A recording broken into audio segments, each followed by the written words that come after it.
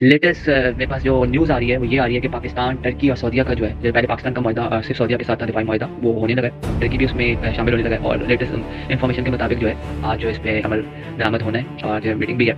सबसे इंपॉर्टेंट बात ये है कि मुस्लिम नेटो का जो है अब वो एक हिसाब किताब बनने लगा, जैसा आपको पता है नेटो फोर्स है। तो उस नेटो फोर्स ने तो अमेरिका का साथ देने से इनकार कर दिया। ये नेटो फोर्स क्या हमारे जो न्यूक्लियर पावर पाकिस्तान है उसके साथ कितने लोग और शरीक होते हैं, ये भी एक पॉइंट है।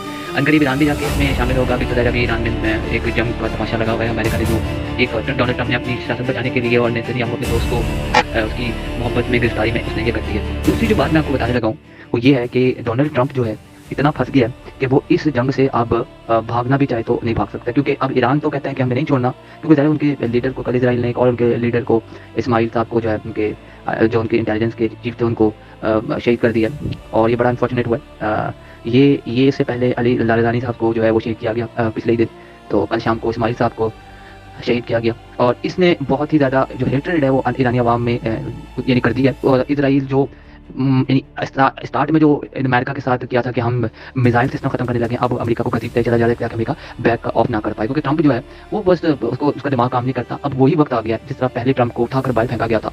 मास्क वाले आए थे और ट्रंप को उठाकर उन्होंने बाहर फेंक दिया था। आपको सबको याद ही है जिस तरीके से ट्रंप का एंड हुआ था। अभी वही वक्त आ गया कि एक वक्त आएगा कि डोनाल्ड ट्रंप को अमेरिका कहेगा कि बस हम इससे आज़ाद होना चाहते हैं और अमेरिका के जो आवाम है या जो मास्क वाले लोग हैं वो इसे उठा के बाहर फेंक देंगे। मुझे यही लगता है क्योंकि जिस तरह का ये बंदा है और जिस तरह का नेतन्याहू की साइकी है वो नहीं मिलती अमेरिकन आवाम से। और अमेरिकन आवाम जो है वो खासे मायूस हैं और सबको पता है कि ये इसराइल की जंग थी। और ख़ासतौर पर इनके जो करीबी जो इंटेलिजेंस के सरबराह उन्होंने जब इस्तीफा दिया है तो उसके बाद ये बात खुल के सामने आ गई। तो देखते हैं कि ये डोनाल्ड ट्रंप का जो ये फीवर है और ये जो तमाशा है ये कब तक उनको जलील करवाता रहेगा और जो ईरानी अवाम है वो अपने लीडर्स को खोले। लेकिन ईरानी अवाम की सबसे अच्छी बात ये कि वो लीडर को जरूर खोले, लेकिन उनकी पहले ही तैयारी थी। खamenei साहब ने पहले तैयारी करवाई हुई थी, उनको पता था 2000 से। ईरान को पता है, ईरान कहता है 2000 से ही जंग में है, तो उन्हें तो पता ये सब कुछ होगा अनकरीब। तो यूएसए अपनी खैर मना रहे और मुसलमान मुल्कों के लिए मेरा आखिर में ये मैसेज है कि ये सब कुछ जब हो जाए तो काइंडली मिल के बैठें और सिर्फ 3 मुल्क 4 मुल्क ये एक दूसरे के साथ ना मिल के बैठें, बल्कि पूरा ये ओआईसी का जो ड्रामा बनाया था वैसे नहीं, एक फोर्स बनाई जाए जिसमें एक दूसरे का साथ दें, एक दूसरे यूनिटी करें,